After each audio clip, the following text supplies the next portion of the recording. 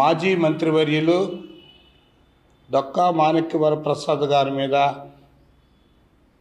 కొంతమంది దళిత నాయకులు వాళ్ళ ఇష్టం వచ్చినట్లు అతని పర్సనల్ విషయాల్లో కూడా విమర్శిస్తూ మాట్లాడారు. వైసీపీ ప్రభుత్వంలో గ్రంథాలయ చైర్మన్గా చేసిన మందపాటి శాసకరావు గారు, మాదిగ కార్పొరేషన్ చైర్మన్ కనకారావు గారు ఇద్దరు కలిసి ఉమ్మడి ఆంధ్రప్రదేశ్కి మంత్రిగా చేసే మాదిగలందరికీ పెద్ద దిక్కైన డొక్కా మాణిక్యవరప్రసాద్ గారి మీద వాళ్ళు ఇష్టం వచ్చినట్లు ఇటీవలన మాట్లాడుతున్నారు. ఇది మీకు భావ్యం కాదు. వైసీపీ ప్రభుత్వం మిమ్మల్ని చైర్మన్లుగా చేసి ఉత్సవ విగ్రహాలు చేసినప్పుడు ఆ రోజు ఏమైపోయింది మీ నోరు?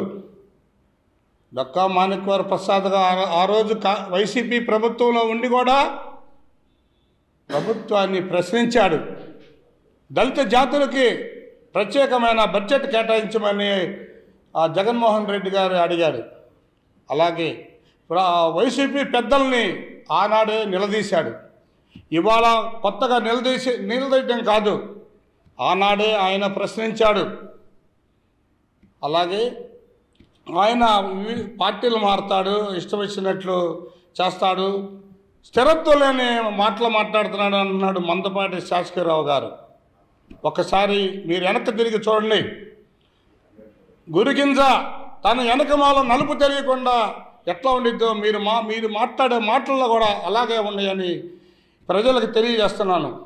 ఆయన ఏ పార్టీలో జాయిన్ అయ్యాడు, ఏ పార్టీలో ఇప్పుడు ఉంటున్నాడు ఒక్కసారి ఆలోచించుకోండి. ఇప్పుడు కూడా వైసీపీలో ఉంటూ మాట్లాడకపోతే వీళ్ళకి ఏ జగన్ గారు కనీసం పిలిచి మాట్లాడరని చెప్పి పెద్ద ఆయన అటువంటి డొక్కా మాణిక్యవరప్రసాద్ గారి మీద సిలవల పొలవలు మాట్లాడి ఆయనకి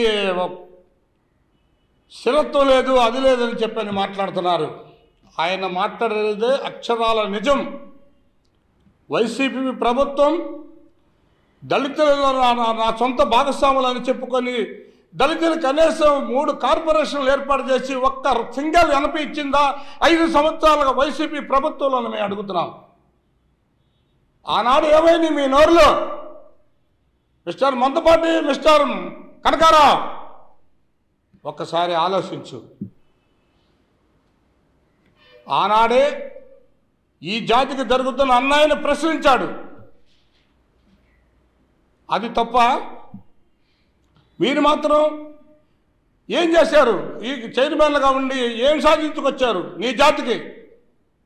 నువ్వు మాదిగల్లో పుట్టి మాదిగని శబ్దాన్ని మాదిగనే మాట్లాడటానికి కూడా సిగ్గుపడుతున్నారు వైసీపీ పెద్దలు కానీ జగన్మోహన్ రెడ్డి కానీ. అటువంటి పార్టీల్లో మీకు సిగ్గేలా ఉంది? అసలు మీకు సిగ్గుందా? ఇంకా వైసీపీ పార్టీల్లో మీరు ఎట్లా ఉంటారు? మాదిగల్ని నిలువున అన్యాయం చేసింది వైసీపీ ప్రభుత్వం. ఏం తెలుగుదేశం ప్రభుత్వం చంద్రబాబు నాయుడు గారు 14 సీట్లు మాదిగలకి ఇచ్చి గౌరవం ఇచ్చి 13 మందిని గెలిపించుకున్నాడు. వైసీపీలో చూడటానికి ఒక్కడది దమ్మున్న ఒక చంద్రశేఖరే గెలిచాడు. మిగతా వాళ్ళందరికీ నువ్వు సీట్లు ఇచ్చి ఈ మాదిగ జాతిని అన్యాయం చేసింది వైసీపీ ప్రభుత్వం. అప్పుడు లేదా? అప్పుడు మీ నాలుకలు ఏమైపోయినాయి? మిస్టర్ మందపాటి శాసకరావు గౌరవంగా మాదిగల్లో పెద్ద దిక్కుగా ఏ సమస్య వచ్చినా ముందు ఉంటున్నాడు దళిత వర్గాలకి. అటువంటి వ్యక్తిని పట్టుకొని స్థిరత్వం లేదు, తెలుగుదేశంలో స్థానం లేదు, ఎక్కడికి పోయినా ఆయనలో ఉన్న గొప్పతనం ఒకటి సార్. ఏ పార్టీలోకి వెళ్ళినా దేని వెళ్ళినా తన ఉనికిని కాపాడుకుంటాడు. దాని జాతి కోసం ఏమి కావాలో ఆ ప్రభుత్వాలని అడిగి నిలబెట్టి తీసుకొని సాధిస్తాడు. ఆయన టీడీపీలో ఉంటే టీడీపీలో ఎమ్మెల్సీగా ఉంటూ ఈ రాష్ట్రంలో అనేక మందికి అనేక కార్యక్రమాలు చేశాడు. అలాగే కాంగ్రెస్ పార్టీలో ఉన్నప్పుడు మినిస్టర్గా ఉన్నప్పుడు 2 రాష్ట్రాల్లో ఈ దళిత జాతులకు ఏం అవసరం ముందుండి పనిచేశాడు. అటువంటి వ్యక్తులు పెట్టుకొని మీకేదో పేపర్లో పేరు కోసం మేము కూడా ఉన్నాము, ఇంకా రాజకీయాల్లో ఉన్నామని ఉన్నామనుకొని మాట్లాడితే ఇది భావ్యం కాదు. ఇది ముఖ్యంగా నీ జాతిని నువ్వు అవమానపరుచుకున్నట్టే కనకారావు గారు అలాగే శాసకరావు గారు అని వారికి విజ్ఞప్తి చేస్తూ అలాగే హెచ్చరిస్తూ డొక్క గారు లాంటి సేవలు ఆయన సేవలు మా జాతికి మాదిగ జాతికి ఎంతో అవసరం. ఈ రాష్ట్రానికి అవసరం. తెలుగుదేశం పార్టీకి కూడా అవసరం. ఆయన తెలుగుదేశం పార్టీలో ఇంకా క్రియాశీలకంగా ఉంటాడు. రేపు 29లో ఆయన సేవలు పార్టీ చాలా ఉపయోగించుకునేది. ఆయన కూడా పార్టీకి ఎంతో చేస్తాడు. వైసీపీలోకి వచ్చి ఆయన్ని ఏ వరగబెట్టారు మీరు? ఏ వరగబెట్టారు? ఆయనకి తెలుగుదేశంలో చంద్రబాబు గారు చక్కగా ఎమ్మెల్సీ స్థానం ఇచ్చాడు. ఎమ్మెల్సీ స్థానం ఇచ్చే దాన్ని రాజీనామా చేసి వచ్చాడు. ఎవరు రామన్నారు మీరు?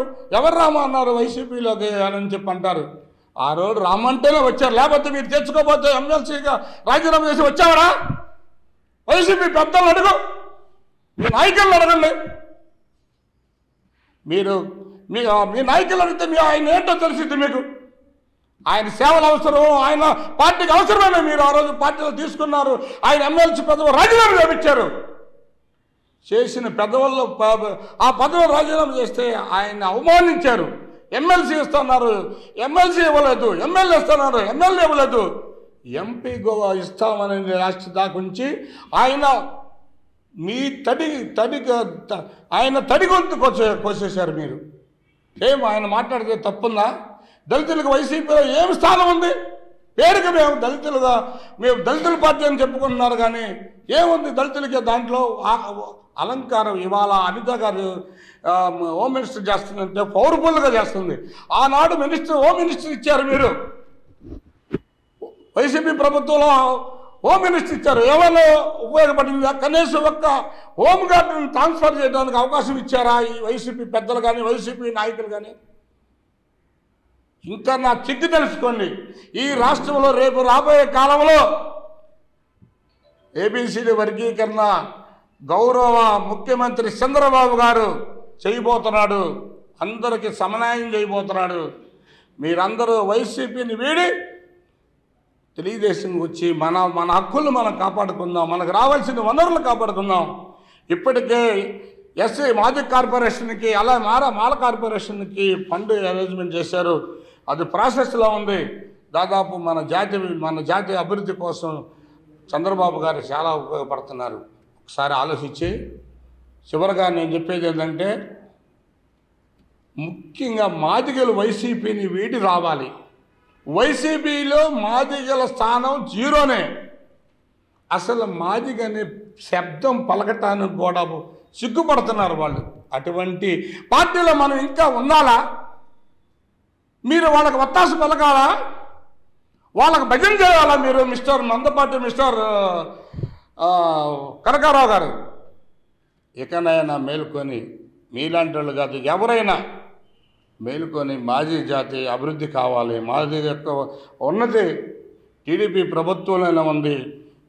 మనకి ఉదాహరణగా ఇప్పుడే చూసాము, ఇంకా రాబోయే కాలంలో చూస్తాము. అందరికి సమన్వయం చేస్తున్నాడు చంద్రబాబు గారు. మీరందరూ వైసీపీని వీడి తెలుగుదేశం రావాలని పిలిపిస్తున్నాం మేము. మరిన్ని వీడియోస్ కోసం ఛానల్ ని సబ్స్క్రైబ్ చేయండి. లేటెస్ట్ అప్డేట్స్ కోసం వాట్సాప్ ఛానల్ ని ఫాలో అవ్వండి. ఆ లింక్ డిస్క్రిప్షన్ లో ఉంది.